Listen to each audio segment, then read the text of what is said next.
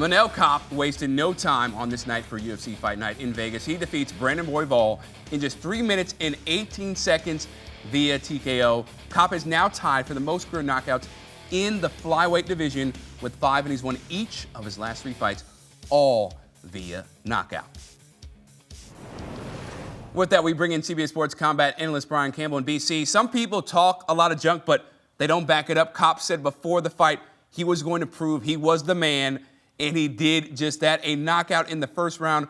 What's your reaction to the light work he made of Royval here? Well, look, anytime a title changes hands in a division, like it did just recently when Alexandre Pantoja suffered that first-round injury, giving Joshua Van the new, seat at the top of the throne, it feels like the division resets. And this was perfect timing for the star boy, Manel Kape, to punch his way literally to the top of this division and get in place for the title. This is what this flyweight division needs. Somebody like Kape who can talk the talk on the way in, not afraid to be the villain, but most importantly, deliver the boom when it matters.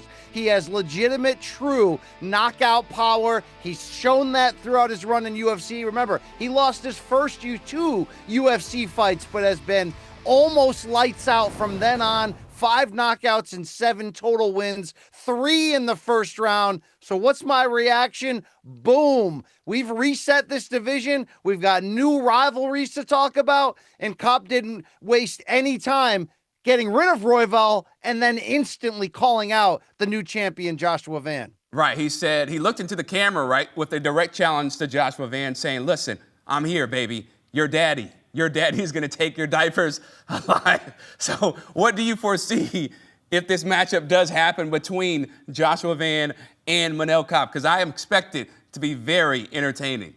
Well, let's talk about the history there, and that's what Kape was referring to. In June of this year, it was supposed to be Manel Kape versus Brandon Royval in what looked to be a #1 contenders fight to see who would be the next challenger for Pantoja, the champion. We all know what happened. Kape injured his foot. Van came in on 3 weeks' notice, outdueled Brandon Royval in a Fight of the Year contender, and then was catapulted right into a title fight. So what we have here now is not only a fight you can sell through the trash talk that Kape is already delivering, but from a style matchup.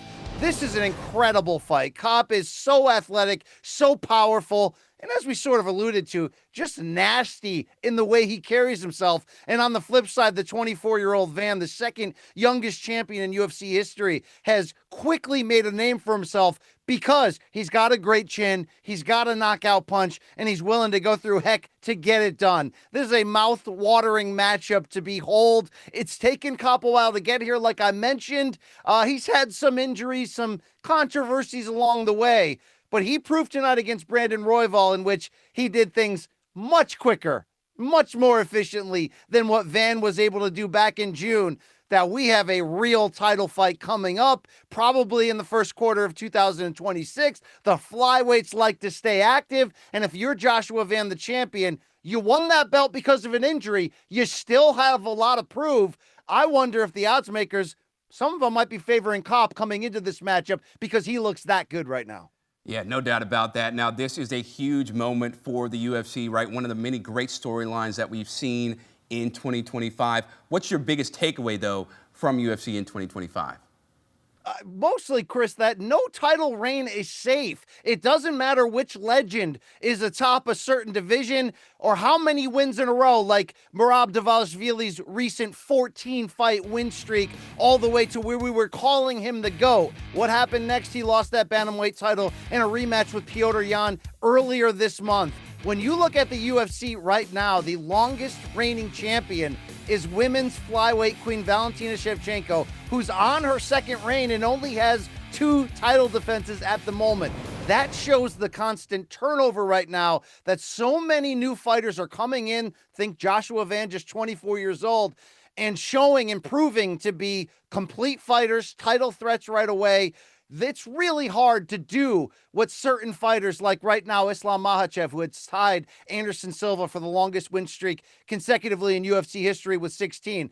It's almost impossible to do that in this sport where there's so many ways to lose. It's so competitive at the highest level. I don't care who you are. Your title's not safe entering 2026. Van knows that after that cop call out, and that's an exciting spot to be in for a fan. No doubt about that. Now, when you think about big picture, right, what do you believe is the state of UFC as it stands in mid-December before the Paramount Plus era begins in late January as the exclusive home of the UFC? I certainly feel it's in a very strong spot right now, not just from the idea of brand recognition and attracting itself to that core youth crossover sports fan base, but the move to Paramount really has that opportunity to just enlarge the reach, removing that pay-per-view paywall, allowing on Paramount Plus to really showcase these rising stars. Look, any great era in MMA needs two things. You need stars on the rise that are ready to take over the sport, and you need the old gatekeepers, the true legends that still have a little something left in the tank to come on out there, nostalgically bring in those fans. We have that right now. 2026 could be Conor McGregor back in the cage, John Jones making a return from a recent retirement. We also have rising phenomenal fighters at the peak of their powers like Ilia Topuria, Islam Makhachev, Petr Yan, now a two-time champion. The pound-for-pound top 10 is as crowded as ever, and you're going to see not only some very good matchups, but how about that White House card June 14th that we're looking to see here, which could be the biggest fight card in the sport's history. Not hyperbole there. I think 2026 is going to be an absolute banger for the UFC. Yeah, it's going to be pure cinema, baby. Pure cinema. Now, you brought up Conor McGregor, right, and John Jones. What are the chances we see them, though, in 2026? Do you feel like there's a high probability that they're going to take their shot, right, in the ring?